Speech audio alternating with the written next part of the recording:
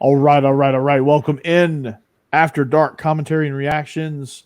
This is the season one finale of 1923 Rewatch slash season 2 preview. So our season 2 prediction show based on the writer's strike. Hopefully soon we will know whether our predictions will come true or not, because there is definitely room for season 2.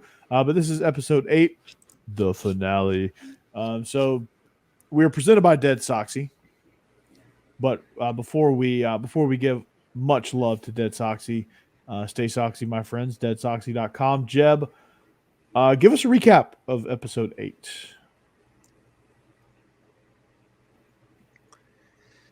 All right, we'll run through this one. And like you said, if you were hoping for some happy endings or some kind of conclusions, you did not get them in this episode. Because unlike the other prequel, it looks like this one is destined to run for multiple seasons.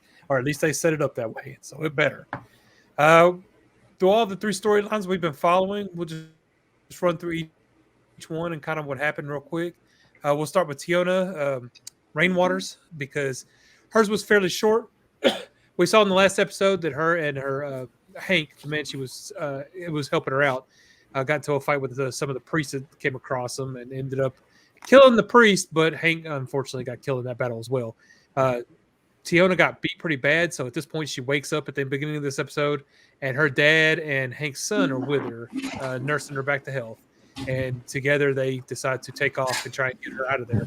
But we also find out that the father, Renat, I think is his name, who ran the school, has met up with some local lawmen, and they are now hunting them down because of the murders, of course, that occurred. At this point, she's pretty much just screwed in that department. So the guys hunting them, it turns out, are pretty intelligent. And even though it looks like Tiona and the dad and Hank's son are going to get away, the ones chasing them actually figure out where they're going and what they're doing, and have made a plan to try and meet up with them and get there first. So that's where we live off with that. It's still very much just up in the air. She's running, they're chasing her. We don't know what's going to happen, and that's her entire storyline for this episode. Then you move over to Spencer and his wife, who had looked like in the end of the last episode have finally had a little bit of good luck. They got on a ship heading to England. They're it's a large ship. This one's not going to collapse and leave them in the middle of the ocean or anything. So, while it looks nice for them, unfortunately, Alex's ex-husband is also on this ship, and we find out more about him that we didn't really know. So, as it turns out, 1, he's got a bad temper, and 2, he's Earl of something, Duke of something, I don't know. But anyway, part of the royal family, at least related to him in some way, which for Great Britain is a big deal, and this ship sails under a British flag. So the reason this becomes a problem is the ex-boyfriend challenges our man Spencer to a duel, which is illegal under law at that point. But Spencer tries to walk away from it. He gets goaded into it, ends up going up having the duel. They do it with swords. Spencer thoroughly beats him, as you would expect. Even though he's not a sword fighter, doesn't know anything about it, but as he says, he's a killer. It's just what he does. But he does also walk away from that fight until, unfortunately, the young man pulls a pistol and tries to shoot him, and Spencer, reacting the way he does, grabs the man and throws him overboard, which was fairly impressive to do that all in one motion like that, because this, the dude's small, but still, just to pick him up and toss him like that was pretty funny. But unfortunately, also killed a member of the royal family, which at first gets him arrested. It gets Alex confined to a room. You're thinking at this point, is he going to go on trial for murder and that type of thing? But fortunately, one of Alex's friends who's on the ship does come forward and tell the captain what really happened. And in the end, they decide they're just going to put him off the boat, basically just stop at one of the ports and throw him off, basically. And they won't let Alex go with her because the father of the man that she was supposed to marry, who is, again, part of the royal family, he kind of disputes the claim that they were legally married. So basically, he's forcing her to stay on board until they can figure this out while kicking Spencer off. So the end of this episode for them is basically parting and yelling to each other that they'll meet up in Bozeman, Montana, when they can. So it's looking like his journey is going to be longer and much sadder now without the woman he loves at his side. So, and that's where we live off in that part of the storyline. So then the primary part of the storyline, of course, for this season was back on the Yellowstone, where you've got Jacob and Kara Dutton still fighting for the Yellowstone against Creighton was his name, I Bleav, who is Banner Creighton. He's been arrested for the murder of several people in the attempted murder. Yes, Banner Creighton, that's right. So he at this episode he's going to try. Well, he's not going to try. He's going to court after having been arrested, where he's wanting bail. But of course, normally for murder you wouldn't get bail. But this is where we see the influence of his employer Whitfield, played by Timothy Dalton, really come into play, because Timothy not only gets him a lawyer. Whitfield, sorry, we'll call it Whitfield. Not only gets him a lawyer, but exerts some influence over the judge to make sure that bail is actually set so that they can bail Creighton out. Creighton and Jacob get into, one of those good old-fashioned arguments in the courtroom where they basically threaten to kill each other, and that's the way they want to play this. But what we find out in this episode is Whitfield is going to play this his way, which involves, of course, money and power and influence. So he's not looking for direct attacks. He's looking for other ways to bring down Jacob Dutton and the Yellowstone Ranch. And at the end, what we see him do is actually pay off. I hope I'm not losing now. Actually pay off the property taxes for the year on the ranch, and then gives a deadline to Jacob Dutton as you got to pay me back by this time or the title reverts to me. Legally, I have no idea how that works, but for some reason he's allowed to do it. I don't know. Or maybe they'll explain more, or maybe they'll just, you've got to accept that this is something that can happen during that time period.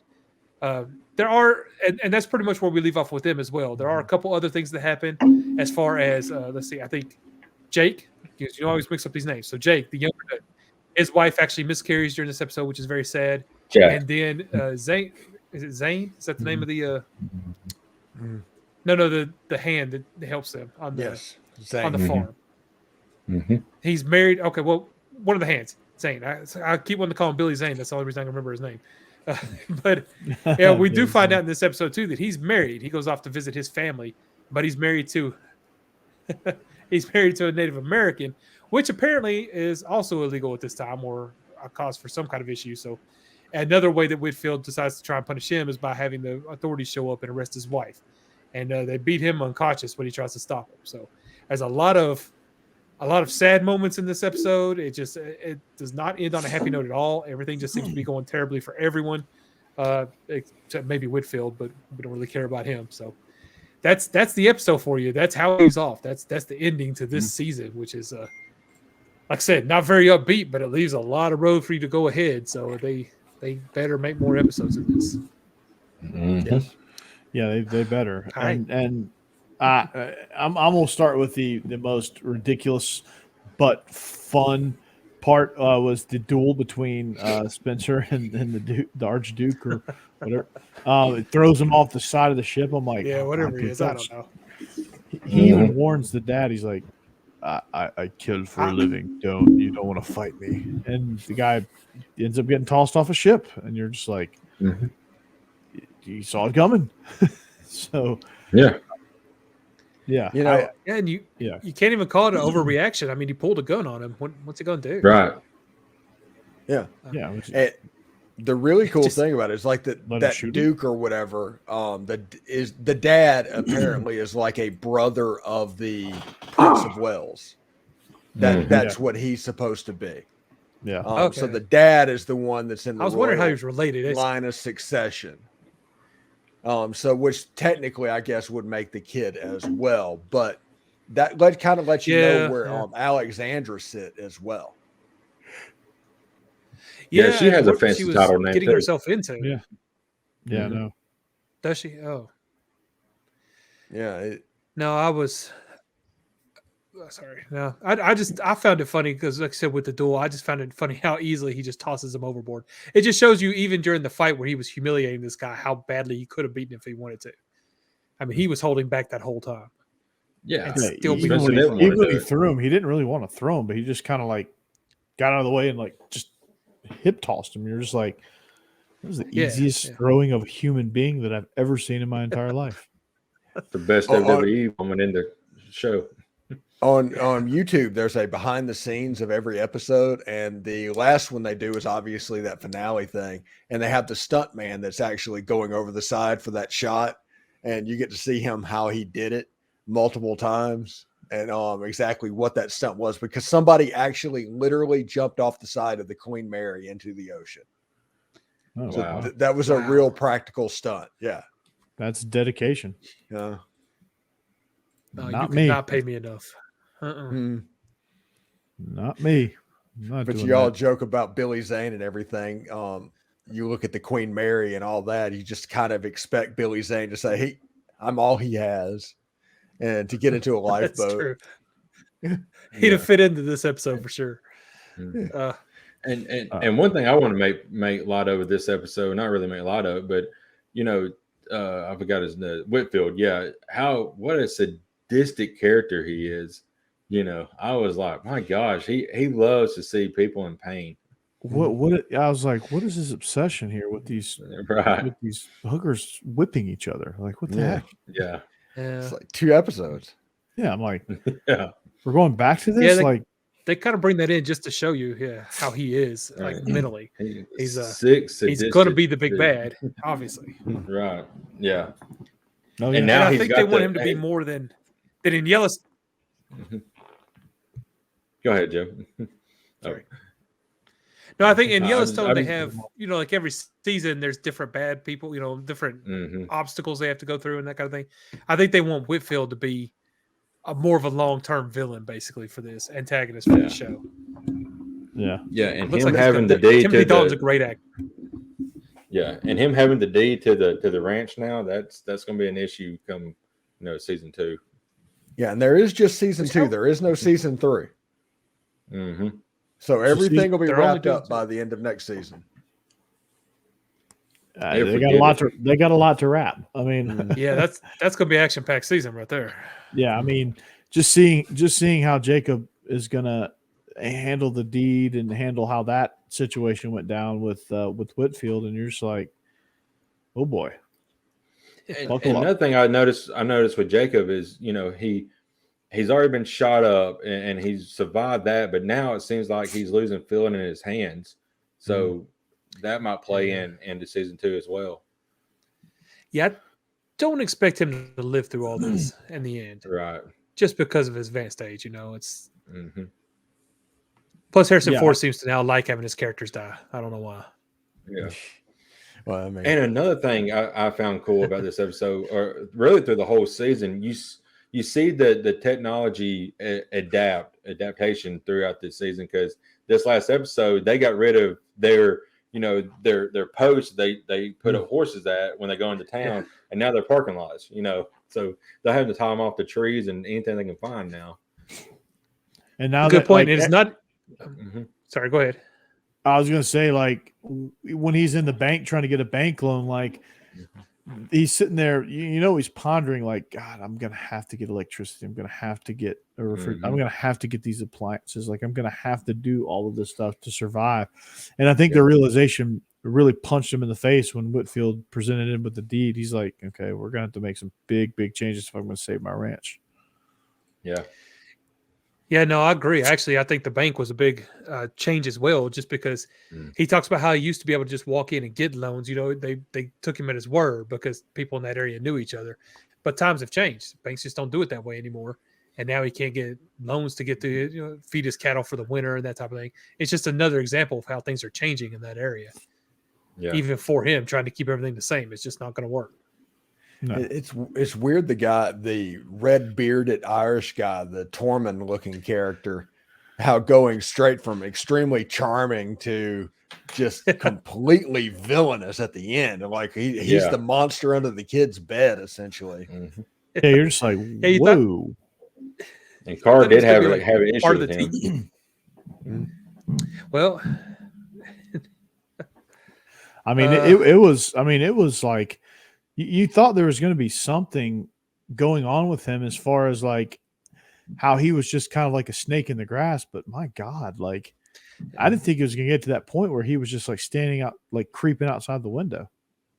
Yeah. hey, you're right. It went from 0 to 60. You thought he'd be part of the team for a while. They would, they wouldn't know that he was the snake in the grass. But no, it was just right away. Yeah. Well, I also like that they don't play with the whole fast travel tropes like Game of Thrones, where people just end up in different places, different. No, it's going to take Spencer forever to travel home. I think which by is the very beginning realistic. I think by the beginning of next season he'll be home. I think Without his wife, yeah. Yeah. And I think he's going to be home pissed off. Yeah. Yeah, see, I'm wondering know, how much he's going to change. Right. Because, I think Tormund's going to die. That's going to be the thing that was like, oh my goodness, Spencer's not playing. And I think that Tormund character is the one that's going to be the first that bites it in the next season. Yeah. Well, if you think about how he was, go ahead, Jake. Sorry. I was going to say, I wonder who's going to get there first. You know, Alexander did yell out that she would meet him in Montana. So will she get there before him? And she shows up at the ranch, they're like, who are you? You know, and then there may be some conflict there because she's like, I'm Spencer's wife, and it's like, well, where's he at? You know, so they may not take long her story short, he just tossed a dude off the boat and got put in the brig. Right. Just casually. That's true. Well, I mean, they're going to England. I mean, they're still going. So that ship's already been done. And getting a steamer from England to Canada, because I think that's the way that this is going to have to go for Alexandra, is she's going to have to go to Canada and down. That makes sense. But does she have her green card yet? Yeah, because getting into the country in Ellis Island, she knows that it's a cesspool of disease in New York, so she's not going to want to go through there. So the British Empire at that point completely had Canada, so she could probably travel there directly. So you could see her go to Nova Scotia and then over, looking at a map to what it could be, maybe to go down to Chicago or something like that. But I think there's a legit chance that Alexander actually beats Spencer home. And I think Spencer's going to come home and he is going to be pissed off. Oh, yeah. He's going to go on a rampage. Yeah, you think about how he was before he met her, you know, the drinking and the kind of being cavalier with his life. And he was in a bad place. He met her. She's made him a better person, I think. He spent a lot of his time trying to protect her. And now she's gone. It does make you wonder, is he going to revert to how he was? Is he going to get worse? I mean, you take a person he loves away from somebody like that, who knows what'll happen. So yeah, he could go on a rampage. Well, let's do predictions. Let's move on to where we think it goes from here. We can start with Corey. Where it goes from here, I think eventually they're going to find Tiana Rainwater. There's going to be some big battle.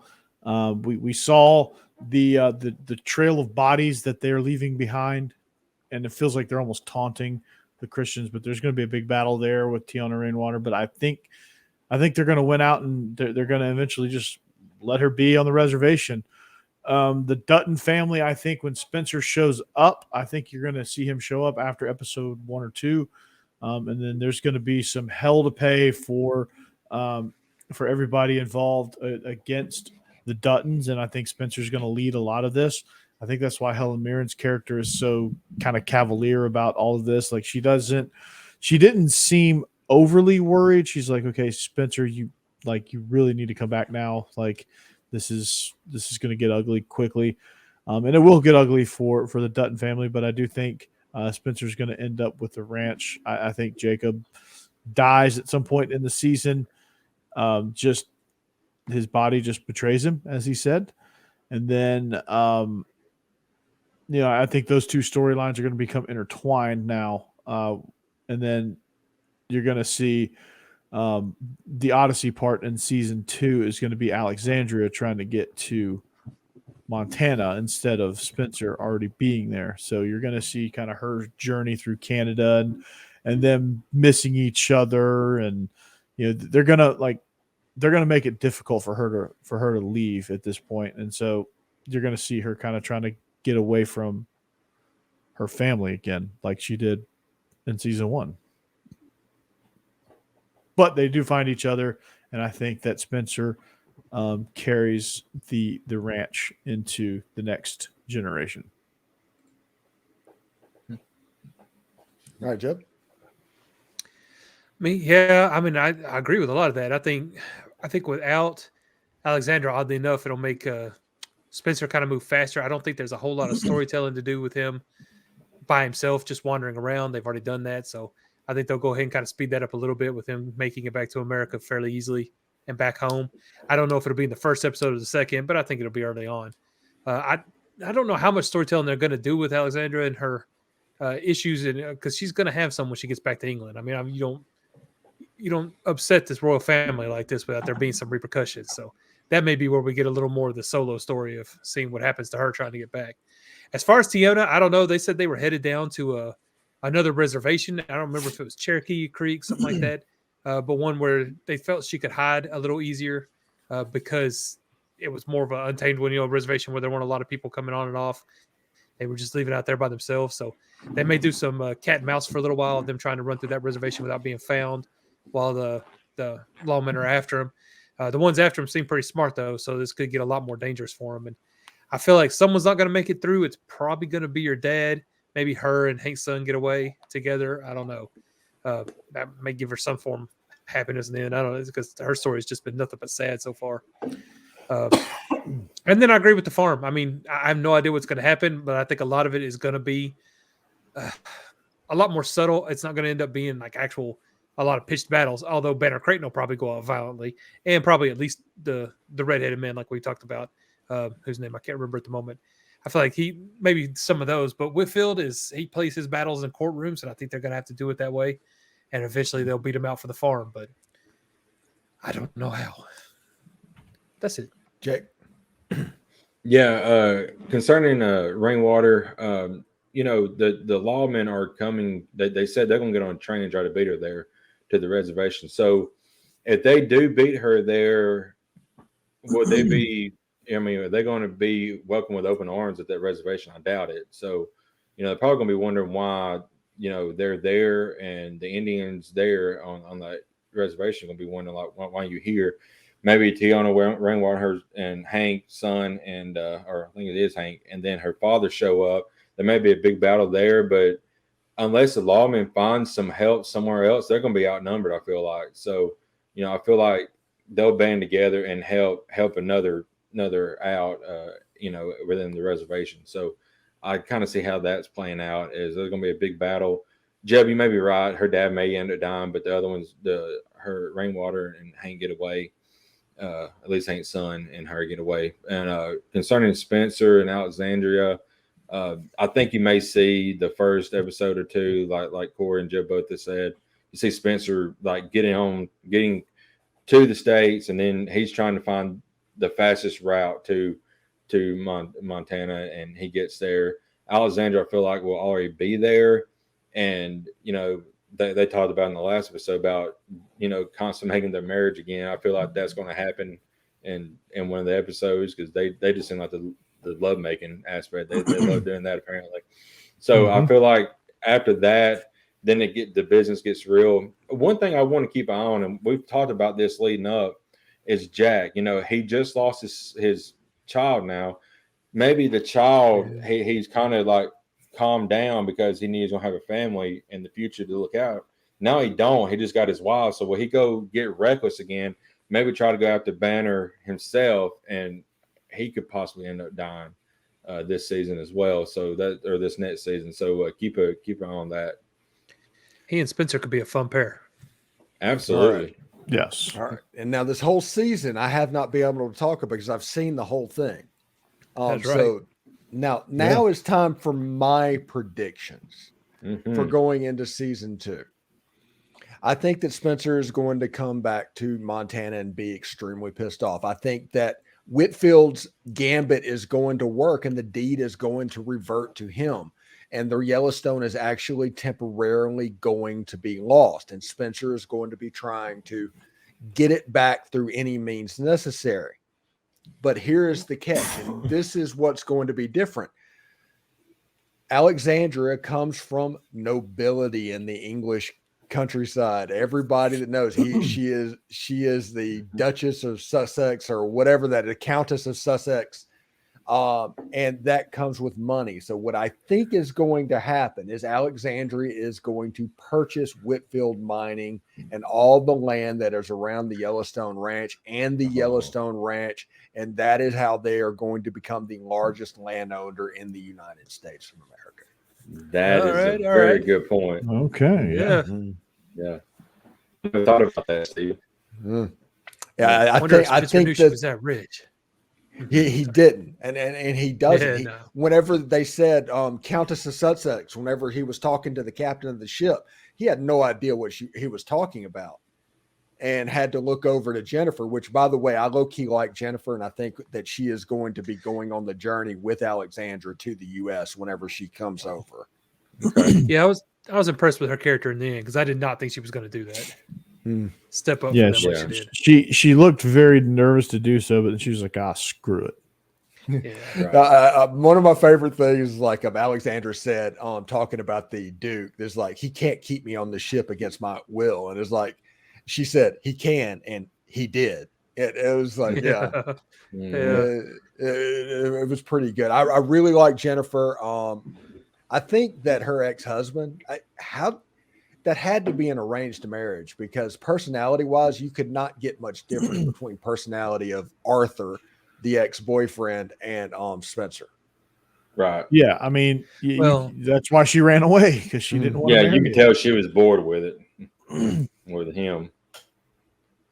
It's kind of a mess, but I think that is what's going to happen. I think Rainwater is eventually going to get to Mexico, and she will eventually be the grandmother of the Rainwater that is in the Yellowstone series.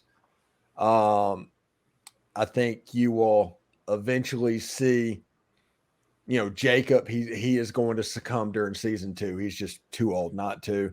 I think Cara is she might survive the series, but there's a chance that they both go down. And I think Spencer and Alexandra are going to be the leaders that kind of usher the Yellowstone Ranch into the future. And if you think about all of the episodes that we rewatched, the very first episode that we saw, whenever nobody had died and everything was going on, she said that one person would lead the Yellowstone Ranch through the Great Depression, through all the trials and tribulations of World War II, all of that stuff. And it immediately went to Spencer at that point. And John ended up dying. Point. So it's kind of like the movie Titanic. We know how it's going to end. We don't know how it's going to get there. Yeah. Yeah, that's a good storytelling there. I never, that's a good point. It was within the first 5 minutes of the episode. Mm-hmm. I remember that now. And you don't really, like, when you see it at first, you don't really, like, it doesn't really register. And then you see the season play out and you're like, okay, that makes sense now. Another thing that they did that's really good storytelling, whenever they're in, Arthur's is sitting there brooding, looking at Spencer and Alexandra, and the lady's singing up on stage. And one thing is one thing you're going to need is an undertaker man. And at that point, they immediately cut over to Arthur. And it's like, well, he's going to die. That's another thing that ahead of time, they just told you he's about to die. But I mean, you just don't catch it when it's actually happening. It's kind of clever writing, clever editing, and all of that stuff. Definitely clever editing, definitely clever directing, because they made that very, very subtle. But if you pay attention, it made it very obvious. And one line that I caught in this episode too is when there's on the ship and Alexander's hollering at Spencer and all that, and the captain's sitting right there beside the guy. He said, "You may not believe the marriage is true, but it is sincere." So I was like, and I think the dad realizes that too. Yeah, because he kind of looks shocked over this whole deal.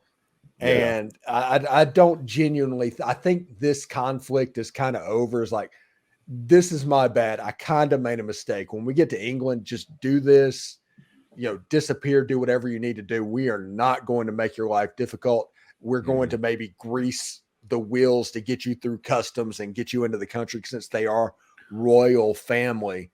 So maybe she doesn't have to deal with customs, the stuff customs and all of that, because of royal family. I think that royal family and everything, that's there for a reason. They do too many obvious things in this show for it not to be. Right. Do you want a quick fun fact about that with the royal family? So she's the Countess of Sussex, right? Mm-hmm. There's not really a Countess right now, but there is a Duke and Duchess of Sussex. Do you know who the Duchess of Sussex is? Who? Meghan Markle. Meghan Markle. That's right. Okay. Oh, So, okay. so, Prince so Harry is it's the Duke of Sussex right now. Yeah. So that royal family where they are, that would be like the spare brother. That'd be like Harry. Yeah. Now. So that's Okay. a close part of the royal family. Well, at least Right. in real life it is. I don't know in the show, but that's what I'm saying. I don't think anybody realized how connected she was. So you might be right. She might be a very big part of the next season that we don't even realize. Mm-hmm. That's right. Yeah, and I think there's a reason that we have not seen Alexandra's parents. Now we've seen them because they were in that group whenever she ran away, but we didn't know which one they were. Right. Yeah. So they're probably not going to be big parts of what's going on, but the actual royal family might be. And it might be that, hey, we kind of wronged you. It's kind of our bad. Here's an IOU, and that's going to be basically the MacGuffin in season 2. Mm-hmm. Do we even know what her actual last name is? No, she's just the Countess. I don't of know that I've Sussex heard and it in the show yet. I haven't Alexandra or Alex. Yeah. Alexandra, that's her name. Yeah. Alexander the Great. There you go. Yeah. Mm-hmm. But I mean, to me, it's a great Alexandra series. the Blonde. And this writer's strike and this actor's strike that's going on, this needs to hurry up and end. I agree. Yeah. Because I can't believe it's gone on this long. Yeah, I'm going to say something right now, and people might watch this episode and say, Steve, you're absolutely callous. And you know what? You're probably absolutely right. But I don't care about the people that are acting in this. I don't care about the writers that are writing this. All I care about is that I'm not getting this. Yeah. Mm-hmm. That's all that most people are going to care about, is they're not getting this. They don't care about the people that's involved in doing it. They just care that they're not getting it. And they're going to turn on actors and writers moving forward because of this. And I think studios realize that. Yeah. I think that goes with any kind of movie or show right now that's kind of been stopped because of the writer's strike. Yeah. Yeah, we're going to have about 6 months of really bad movies. Oh my God. Yes. A lot of reboots. Yeah. Mm-hmm. Yeah, the thing is, that's the studio's fault, though, not the actors and writers. It's just the actors and writers are the faces we know. So I get that's why people get mad at them, but it's not their fault. But it's the studio's fault. Yeah, it might be their fault, but they're the reason that it's not happening. And they're going to be the news of it. And like I said, the studio realizes that. Whoever's wrong, it doesn't matter. It just sucks that we're not getting it. Right. Mm-hmm. Yeah. And That is true. yeah. So we'll see. I mean, hopefully by, I think this fall, they're planning on, they've already basically said that the artists and writers, they're not making enough money to where they can last that much longer, and that they can just wait them out because they're just printing money at this point. I mean, Disney, I don't know if you heard this, but like Disney is like doing weird AI type stuff with some of their creative forces. And we already saw with the Indiana Jones movie doing something like that, de-aging him like 40 years. And it actually not looking bad. I mean, you could probably make a full movie that is AI and looking like you would think Indiana Jones would look like, and just completely de-age him. And it's essentially a cartoon because of all the computer generated graphics. Yeah. I think it makes some pretty realistic cartoons. Yeah. Yeah. They are pretty good indeed. But that is the 1923 rewatch. We made it all the way through episode 8. Now we can get into football season. We got Derek Vandigriff, another episode tomorrow. We got Biscuits and SEC, an episode Friday. We've got Jeb eventually going to do an episode. You mean episode today? Yeah. No. He's Derek did another one. He's a machine. That's what I'm saying. Today, I said Friday. Today's Friday, Steve. Yeah. Are you so convoluted? Are you so convoluted on your days of the week? I mean, I get it. I'm the same way. So many shows. Many shows. They all run together. Yeah. So today, check out Derek Vandigriff today. Biscuits and SEC today. today. And then check out Locked On's College Football Kickoff live stream replay of it today. So there's a lot of stuff on Friday. Tom Vanderfield will be on the Locked On Ole Miss channel on Friday as well. And then Saturday, pregame show, postgame show on the Locked On Ole Miss channel. Yeah. Bleav in Georgia Dawgs as we kick off the season, or as I kick off the season. Go check that out. Israel has been dealing with some of this hurricane stuff, so we're going to let him do all of that so that he can come back better than ever. He's on the PUP list, and we'll hopefully get him back for the Ball State week. If not, I'll man the ship until South Carolina. Hopefully he'll be back by then. That's right. Yeah, and Stacey and I are actually fixing to have a new live segment every Saturday morning during football season. We're going to do it about 9 o'clock. So, tune in for that on Talk Live. Rock on. And Jeb is just a guy. And Jeb is just a guy. Jeb is just a guy until he produces a podcast eventually at some point. He'll do it. He'll do it. It was just, he's just got to get his work release from he's got to get out of the county jail. penitentiary. Yeah, I'll start it Jake as soon as I get back. So we gotta Jake, we gotta go. Jake, Steve, we gotta go because it's chow time for Jeb. Yeah. Gotta go to the mess hall. Yeah. Lights out are in 10 minutes. I'm saying. Ain't you got some tags Remember, to make. You can contribute to Jeb's commissary fund by right. Cigarettes so he can play poker. Yeah. And blackjack and spades. What are they playing there? Spades? Yeah. They're probably not playing cards. Oh, definitely spades. Yes. It could be hearts. So, all right. Well, that's going to do it here for us on the After Dark Commentary and Reactions 1923 Rewatch. Like I said, we were presented by Dead Soxy. You can get all of your socks from Dead Soxy, 25% discount if you become a member, early access, free shipping. You get a free gift if you become a member, a new member. You can get socks in every color. They got you covered.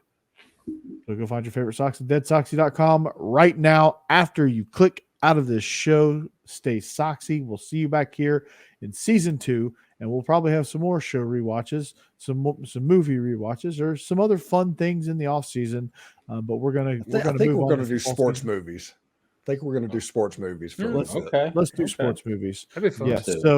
So let's push through football season a little bit, and then we'll come back with After Dark commentary and reactions as a whole in the off season. We can do some YouTube shorts about some things because I've got some thoughts on some of the. I'm gonna watch BS High School. Oh my goodness, that was nuts. I'm gonna watch that. I'm gonna have some words about that. I'm gonna have some words about Swamp Kings and the Manziel documentary, probably Hard Knocks a little bit. So to stick with the sports theme. So that's gonna be kind of what this channel is gonna be about. Again, we're off the rails. That's the brand. Mm-hmm. That's right. That's the brand. So it's the brand. We're gonna play to that. So with that, we'll see you back here next time, whenever that is. And for Jake, Jeb, and Steve, I'm Corey. This is After Dark Commentary Reactions. Catch us all football season right here on this channel at SEC After Dark. And give us a subscribe. And subscribe. Find us on social media. Like. Peace.